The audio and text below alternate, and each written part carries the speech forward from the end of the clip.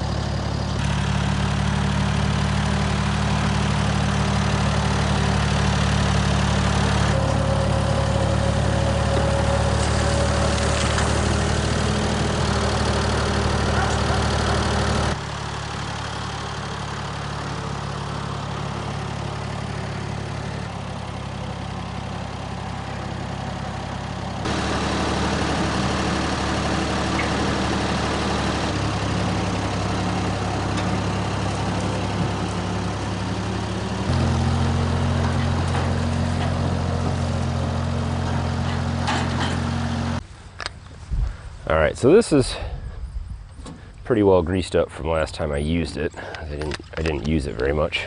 Most important things that I've learned from old farmers is how much you need to grease this equipment if you want it to last. So I try to grease it a lot. I grease it before I use it, and I grease it before I put it away for any long period of time. So this will be the last time I use it this year. So I'll grease it up good and put it away, and we'll keep rust out of everything.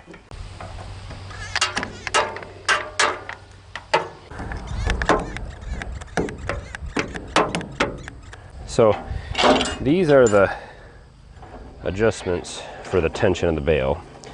I'm not going to take these down as far as I normally do, so we're just going to go somewhere in there. So the thing that stinks is the first bale is probably not going to tie, because this is going to push through here before the twine is going to come up onto the bill hooks. And also all that goes through the first bale's worth will be a waste essentially. And then I'll have to feed that back through, and then hopefully we can get it going from there. The hard thing about running such a small quantity of stuff to bale is that sometimes it takes 3 or 4 bales to get this thing dialed in, and that's probably all we're going to do here is maybe 5 bales. So we'll get it figured out.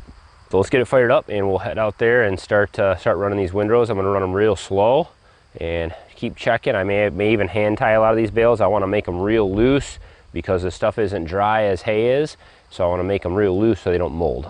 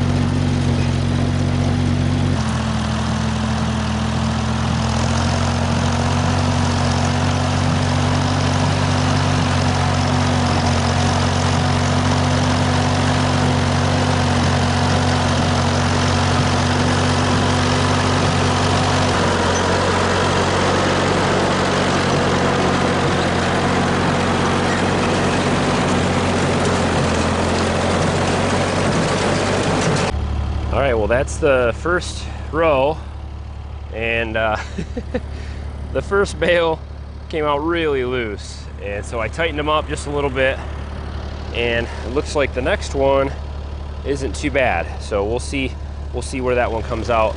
And then it looks like the next bale is started to tie. This one might get hung up. Sometimes it does that when I'm baling real slow. So we'll see if that pulls off there. And so we got 1, 2, about 3 bales off that first run. And then we've got this little one to go. So probably 2 bales out of that one. So we got about 5 bales. This is what we're gonna end up with, I think. Man, this will work really good. Actually, I don't mind it being this loose because I can, it won't get moldy that way. So.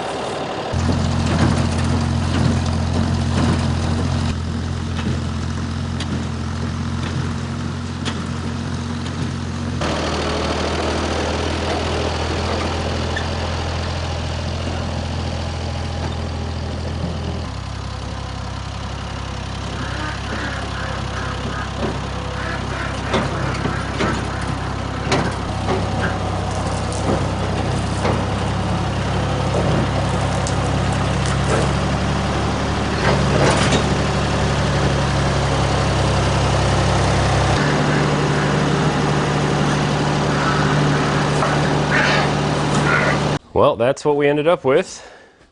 We got 1, 2, and then 2 underneath. So we got 4 full, very heavy bales of millet.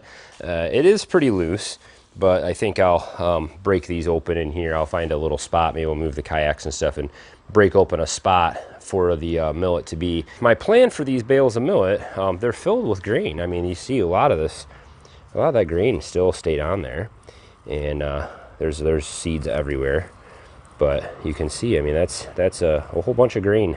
So I'll feed maybe like a flake of this hay, the millet hay, and then, you know, a bunch of the grass hay. I think this will be okay. I'll double check, but I think this will be okay to give, you know, a small bit to the horses.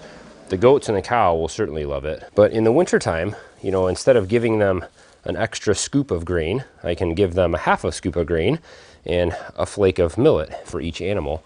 And this will act as kind of like good hay for them and a little bit of grain as well. So it's real dense in nutrition. And then of course we have all of our grass hay and alfalfa and Timothy hay mix here for all the animals that'll get us through the winter, as well as our wheat still hanging from the barn. We have to deal with that here soon also. And the one thing I did notice with this, I mean, I can't believe how much of these seeds that were produced and just, you know, that fell off the heads, and there's still so much left. So, man, I really might grow this and find a way to shake the seeds off and use this as a chicken feed, because I think the chickens would love it. And it's even a possibility that I could use this to feed a pasture of animals that has a mix of animals, like maybe there are chickens out in the pasture as well as pigs, and the chickens and the pigs will be able to eat this. Unlike the chickens, they won't eat this regular grass hay. This stuff is mostly just stem, and you know, there's a little bit of seed heads and Timothy and things like that in here, but that's not anything close to what the chickens will love. This stuff.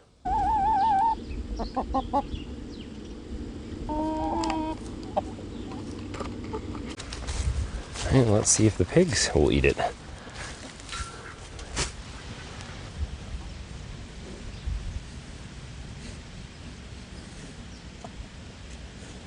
They like the greenest stuff.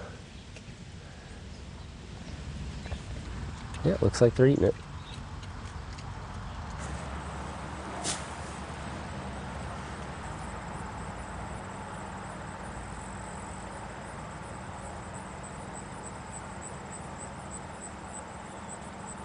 Well, I definitely learned a lot through planting this millet, and that's what this was, kind of an experiment. I like to use that little production field back there. We tried pumpkins back there. We tried millet this year. Next year I'd like to do a sunflower patch. And I just need to find out, you know, what works best for us and what will be easiest to harvest and store, and what the animals like to eat the most. So my plan maybe down the road is to use some millet areas, so I can plant a big millet field. I could plant a big sunflower field and then plant a big hay field. And those mixes will be able to feed all of our animals throughout the wintertime. So the chickens will eat the millet seeds and the sunflowers, the pigs and the horses, the goats, cows, they'll eat hay, as well as the millet, and as well as they do eat some sunflower seeds. The goats do anyway. So I want to be able to really sustain ourselves off of these fields and pastures as much as possible. And so I need to find sources of food. Right now I have to buy grain to get these animals through. They, you know, even the goats and the cow and stuff like that, they can't eat just purely hay all winter. They'll lose a whole bunch of weight, and it's not healthy for them. They need a little bit more protein. So we have to supplement them with half a scoop or a scoop of grain every day for each of those animals. And so, you know, that adds up. That's extra cost, and that's stuff from outside the farm that we don't want to use. So we want to supply things ourselves. So hopefully you guys enjoyed the millet operation here, testing out the millet fields. I think it actually turned out pretty good. You know, for about 4.5 bales is what we got out of that. And those are real heavy bales. Even though I packed them loose, there's a lot of millet in there. There's a lot of grain in there. I mean, I don't know how many pounds. It's probably 200 pounds of grain and millet there, millet stems. So it's a lot of food actually.